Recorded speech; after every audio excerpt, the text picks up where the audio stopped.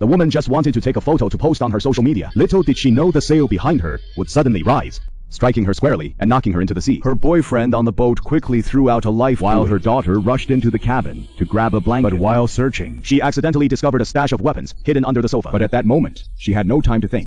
Seeing her mom safely back on board, Leah finally let out a sigh of relief. At first, she didn't pay much attention to the weapons, assuming they were for self-defense belonging to her mom's boyfriend. But as night fell, Heya, who was about to sleep, thought she heard some noise. She quickly leaned over to check, only to be horrified by the sight of armed pirates boarding the ship. Heya quietly sneaked back into the room, carefully retrieving a handgun from under the sofa. Just as she was about to act, she witnessed an unexpected scene. Panicking, she quickly hid back in the cabin, holding her breath, afraid to make a sound, terrified that any wrong move could cost her life. Fortunately, the pirates didn't search thoroughly. Seeing no one else on the boat, they turned and left. But as they departed, they set fire to the deck. Heya quickly grabbed the fire extinguisher to put out the flames. Heya hurriedly used the fire extinguisher to down douse the small the boat from destruction. The next day, The yacht now charred, and in disarray drifted aimlessly at sea. As Heya stood there, unsure what to do, she suddenly noticed a rope hanging off the deck into the water. She quickly pulled it up with all her strength, only to be terrified by what she saw. Tied to the other end was none other than her mom's boyfriend Arthur, and he appeared to still be breathing. With no time to waste, Heya quickly hauled him aboard. After pouring some water down his throat, Arthur regained consciousness. Heya was both shocked and relieved. Shocked that Arthur's injuries weren't severe. Relieved that she finally had someone by her side. No longer alone adrift in this vast ocean. Under Arthur's guidance,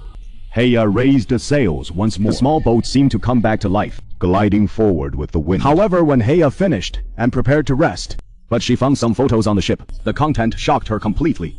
Yazai was actually part of the group of pirates from yesterday. She stormed out of the cabin to confront Yachin for answers tomorrow, only to find that Dunkai, who had been lying on the deck, and Yachin were nowhere to be seen. Heya immediately drew a dagger. Cautiously entering the cabin to investigate, Heya asked why he knew those pirates.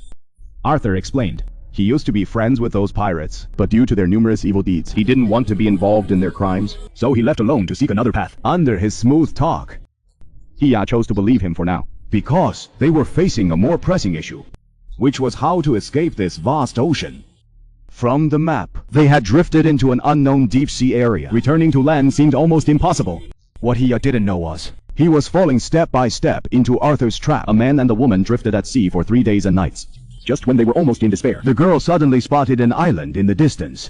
Overjoyed, the two quickly lowered the life raft and abandoned the ship to reach the shore. More surprisingly, the climate here was pleasant, suitable for survival, with plenty of fresh water available. The water issue was finally resolved. At night, they lit a bonfire for warmth. Unaware, one might think they were there on vacation. Taking this opportunity, Yakai said he would teach Lydia some binding techniques. Yes, I said he would teach some binding techniques. They could come in handy later when fishing. As he spoke, he picked up the rope, demonstrating as he went, silently tying Heya's hands together. Seeing Lydia already under control, Yasai finally revealed his true identity. Turns out he used to be a pirate too. Once by accident, he got entangled with the leader's wife. Enraging the furious leader upon finding out, in a fit of anger, he directly drove away Yakai. Now, there is only one way for him to return to the organization. That is to kidnap Ria and offer her to the leader as his concubine. Unexpectedly, Ria had a trick up her sleeve. She had secretly hidden a pistol in her bag beforehand, but when she pulled the trigger, she realized the gun had no bullets. The two instantly started wrestling with each other. Although Ria's hands were tied, Arthur was severely injured. For the moment, he couldn't do anything to Heya. After breaking free with all his might, Heya beat Arthur up fiercely, then turned around and fled into the jungle. After hiding in the jungle for a night, the next morning, Heya climbed down the cliff, planning to leave alone on a small boat. Unexpectedly, Arthur had already been waiting at the top of the cliff. Heya quickly hid behind a rock to think calmly. Guessing that the opponent might be running out of bullets, he decided to take a desperate risk. However, awkwardly, Arthur accidentally slipped, falling off the cliff himself.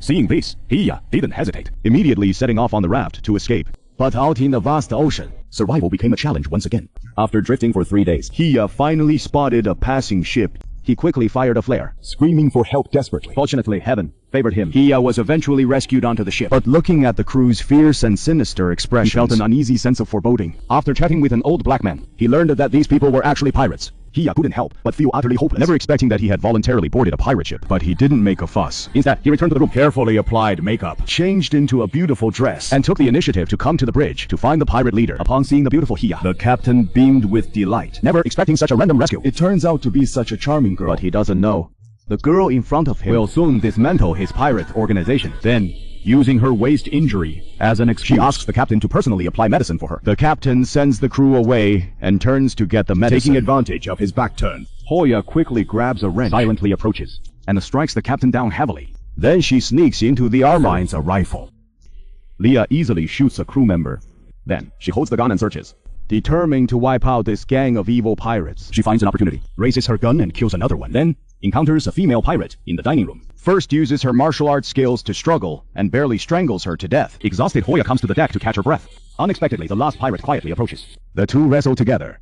The weak Leah gradually weakens, nearly being strangled to death by the other. At a critical moment, she fights back with all her might, finally taking down this pirate too. With a strong will to survive, Hoya not only wipes out this group of pirates, but also rescues dozens of girls they had captured. The movie ends here.